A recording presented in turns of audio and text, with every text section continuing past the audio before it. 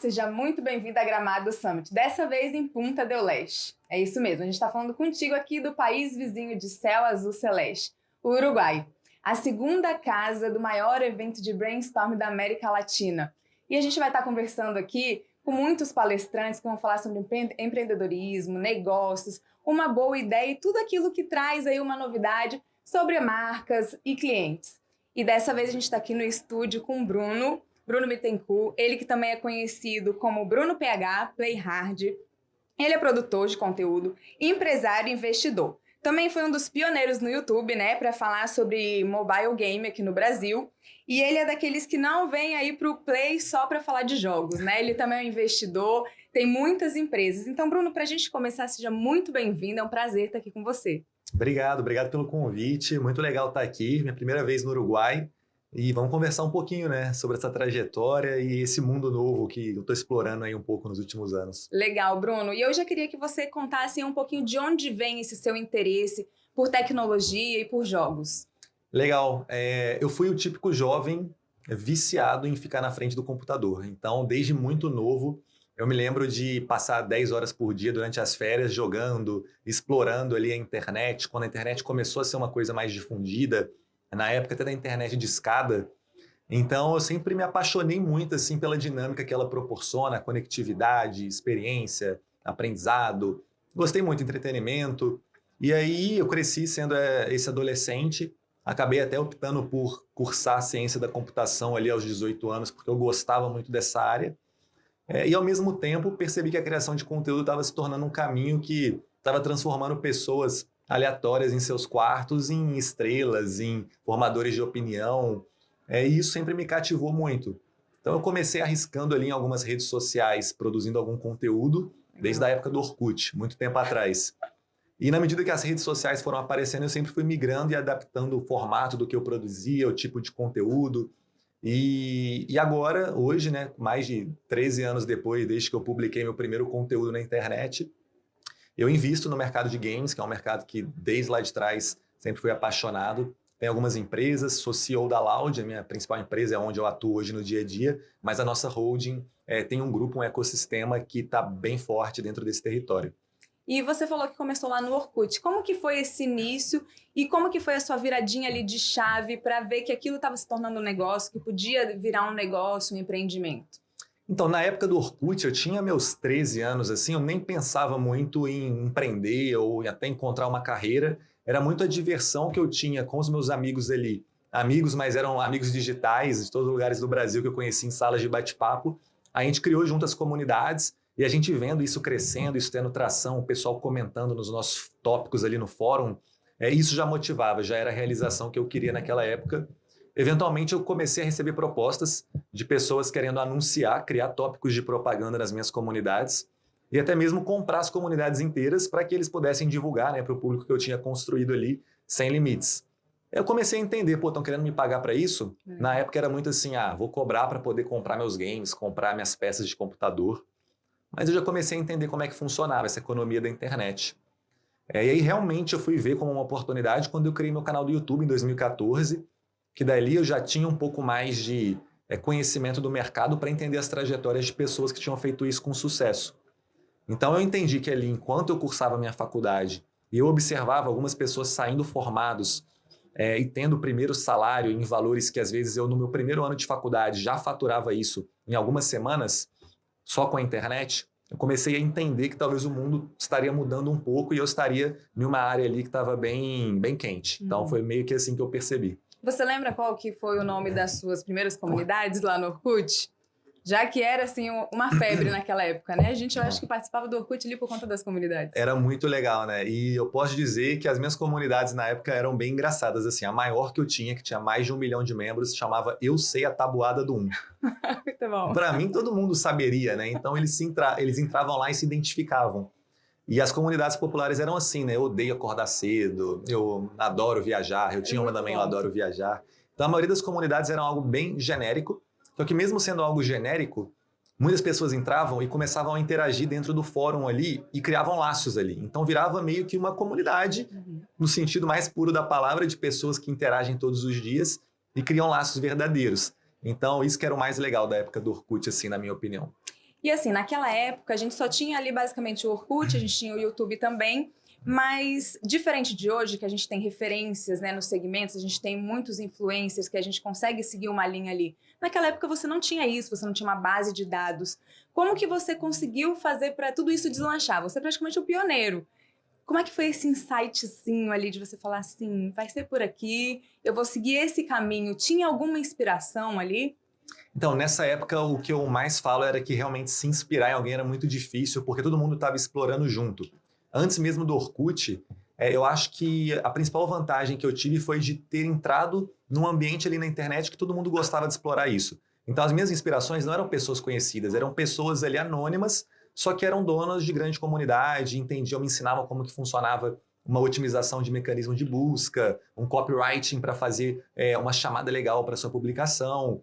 Então, antes mesmo do Orkut, já tinha blogs. Blogs foi a primeira grande virada de chave na internet. Uhum. Eu fazia blogs de notícias traduzidas lá de fora, soltava muito rápido com alguns amigos. Legal. E isso tinha um ranqueamento muito legal no Google e a gente tinha acesso e monetizava através dos anúncios, né, dos blogs lá atrás. Isso com 12 anos, sei lá, era muito novo. E aí, quando a gente foi crescendo, eu fui entendendo, eu meio que trilhei um caminho sem me inspirar em ninguém, a não ser essas pessoas que eram meus amigos um pouco mais experientes que eu. Quando eu cheguei no Orkut, quando eu cheguei no YouTube, eu já tinha algumas pessoas para olhar. Então, ali já tinha a época do Felipe Neto, o Cauê Moura. Esses caras já estavam trilhando esse caminho e começaram a passar uma visão que até então eu não tinha, por ser uma plataforma de vídeo e até expondo meu rosto ali como produtor de conteúdo. Isso eu tinha mais lugares para me inspirar, sabe? E ali no YouTube você começou realmente mostrando os seus jogos, da forma como você jogava, como é que era isso? Eu sempre fui uma pessoa muito tímida. Quando eu era aluno da escola, eu odiava apresentar trabalho. Eu não gostava de tirar nem foto em festa de família, assim. Então eu era muito tímido. Só que quando eu comecei o canal do YouTube, eu fazia os vídeos apenas usando a minha voz. Então era a gameplay ali rolando, né? O jogo ali passando na tela. E a minha voz explicando as coisas, dando orientações ali para os jogadores, dicas e tudo mais. Quando eu bati 10 mil inscritos, depois de uns 5 meses de canal, o pessoal queria muito que eu revelasse a face, queria saber como é que eu era, que eles estavam gostando muito. E aí foi um pouco complicado, né? Porque até então tudo que eu tinha trabalhado não exigia me expor ali, talvez correr o risco de ser julgado. Ah, eu sou do interior, não sei o que, eu morava numa cidade de 60 mil habitantes.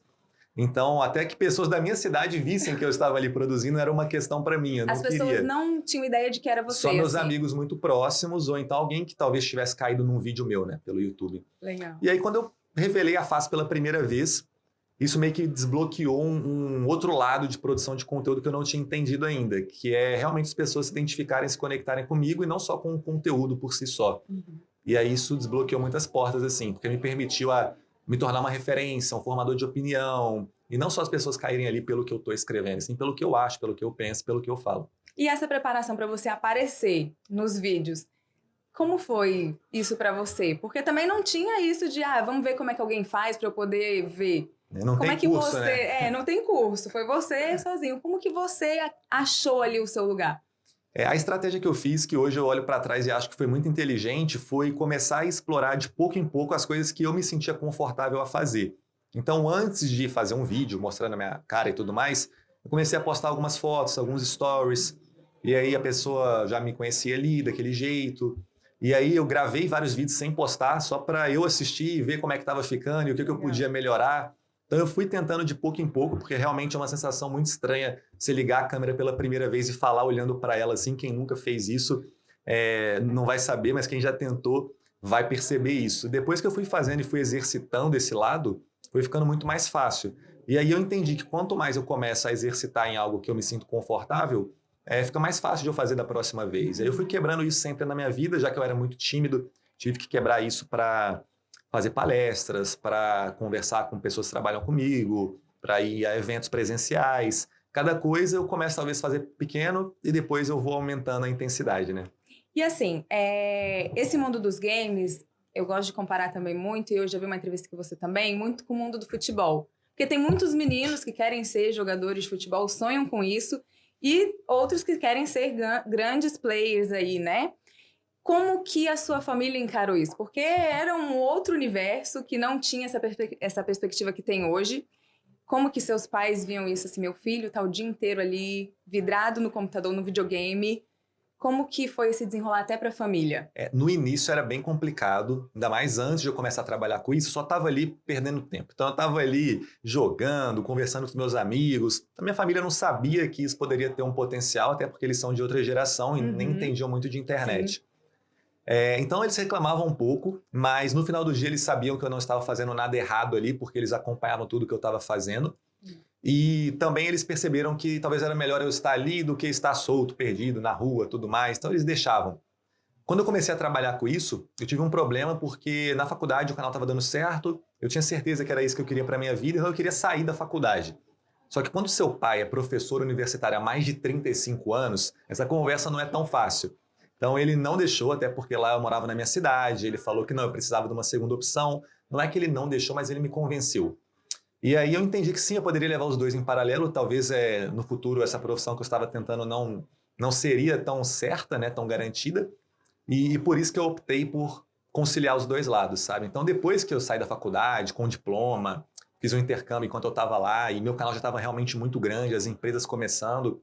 Aí meus pais abriram mão um pouco assim, agora confiam 100% no que eu estou ali vendo, eles sabem que eu entendi algo que não é da geração deles, eu acho, imagina isso. E assim, me conta um pouquinho mais. Você tem a Lounge, tem a Space Caps e também é investidor de mais aí de 15 marcas, Sim. né? Conta um pouquinho pra gente como é que funciona essa sua vida aí de investidor, de empresário. Bom, é bem simples. Na verdade, a gente começou a fundar a Loud em 2019, então eu era só um influenciador e daí a gente funda uma empresa que é basicamente uma marca de gaming lifestyle que agencia jogadores, gamers, streamers, que tem times que participam de competições. Igual tem um campeonato de futebol, tem o campeonato dos games e o nosso time vai lá e compete. E a gente se tornou muito grande, a gente tem quase 50 milhões de seguidores só nas redes sociais da Loud. Então, dentro desse público, a gente é um dos maiores do mundo.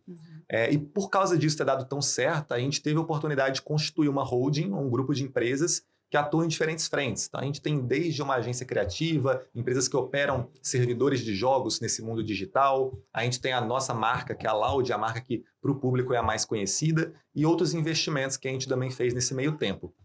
Como Playhard, Bruno PH, isso me deu a oportunidade de olhar para outras empresas que estão despontando e investir como investidor anjo. Eu sempre gostei muito disso, de apoiar empreendedores assim como eu era e me apoiaram também. Então, quando eu vejo uma boa oportunidade, eu gosto de investir. Até participei do Shark Tank na penúltima temporada e fora dela também eu já investi em algumas startups de tecnologia, creator economy e games. Então, como eu sempre gosto assim, de explorar o mercado, hoje eu trabalho como CEO da Loud, a gente tem a nossa holding, mas eu também invisto como anjo em alguns outros territórios. E você também tem um grande nome associado a você aí, né? Que é o Vini Júnior, né? Exato, meu sócio, Vini Júnior. Então, é muito legal de ver como que games fura a bolha e a gente começa a entender que esses superstars de 25 anos cresceram jogando games. Então, eles gostam muito desse território. E aí, quando a gente tem um negócio legal, uma oportunidade boa, que eles enxergam que também é legal para a imagem deles, para a carreira deles, que conversa com a mesma mensagem que eles querem passar, o Vini Júnior tem muito isso, né? De querer inspirar a molecada, que quer realizar o sonho, que quer sair, às vezes, de uma comunidade e tá no topo do mundo como o melhor jogador um dia. A Loud é muito parecido com isso em outro território. E como ele não fica treinando o dia inteiro e gosta de jogar, joga um FIFA, joga um COD, ele realmente ama, ele olhou para isso e falou, pô, quero entrar, eu acho que a gente pode fazer mais barulho. E desde o final do ano passado ele é sócio da Loud, tem sido muito legal. Legal. Já jogaram juntos? Já jogamos. Ele participou já de lives, transmissões ao vivo com pessoas da Loud jogando e rola uma resenha bem legal. Ai, que bacana. E assim, a gente está chegando ao fim já da nossa entrevista e tem muita gente que está assistindo a gente que tem uma dúvida assim, qual o tamanho desse investimento para apostar nesse ramo, né? Tem muita gente aí que joga. Como é que funciona isso? Para as pessoas terem uma ideia. Inicialmente, para começar a trabalhar no mercado de games, hoje é muito fácil, porque com o celular na mão, você consegue começar a treinar para ser um jogador profissional ou você consegue começar a produzir conteúdo para se tornar um grande influenciador. Na minha época era bem diferente, né? Até o acesso à internet era ruim, internet de escada, computador era muito caro, então era difícil. Hoje em dia está um pouco mais fácil. Mas, por outro lado, tem mais concorrência, todo mundo está tentando. Então, você tem que realmente se dedicar, pensar nisso como uma profissão, estabelecer ali metas, cumprir seus objetivos, prazos, que aí sim você consegue se diferenciar um pouco. Então, o investimento, mesmo sendo mais baixo hoje em dia, os potenciais de retorno podem ser muito altos. Só para dar uma noção, assim, tem jogadores do Brasil hoje que competem, são jogadores dedicados aí, full time ao mundo dos jogos eletrônicos e recebem por mês mais de R$100 mil. só para competir, fora premiações de campeonatos e patrocínios. Então é um mercado que tem um potencial muito grande. E assim, em relação às marcas, o que você acha que atrai as marcas, né? Esses jogadores que estão aí, que estão tentando entrar no mercado, o que faz com que as marcas cheguem até eles? As marcas veem no game uma oportunidade muito forte de se conectar a uma geração que é difícil de ser acessada hoje, né? A geração Z, principalmente, ela tem um comportamento muito único, assim. Eles gostam de coisas autênticas, eles não querem ser interrompidos por propagandas chatas, eles gostam de participar de comunidades e nichos que eles realmente são apaixonados. E games hoje, em qualquer pesquisa que você olhar, vai estar no top 3 territórios de interesse, de engajamento e entretenimento dessa geração. Então, a marca como a Loud, a nossa empresa, os nossos negócios, entram como quase que uma ponte para conectar o discurso, os objetivos dessas empresas, dessas marcas, ao público que eles querem que seja o cliente deles. Então, hoje, falando de Loud, assim, a gente tem grandes patrocinadores, Itaú, Samsung, Boticário, Mentos, Snickers, todos esses estampam o nosso uniforme que vai para as competições aí, assim como um time de futebol tem seus patrocinadores, a gente também tem. Então, marcas assim que a gente nunca imaginava estar nesse segmento, nesse universo, né? E a gente viu um boom muito grande na pandemia. A gente viu um crescimento muito grande porque as pessoas estavam muito conectadas ali online. E depois a gente viu talvez uma retração ou talvez uma estagnada. Como que você vê hoje o mercado? Você acha que ainda tem o que crescer?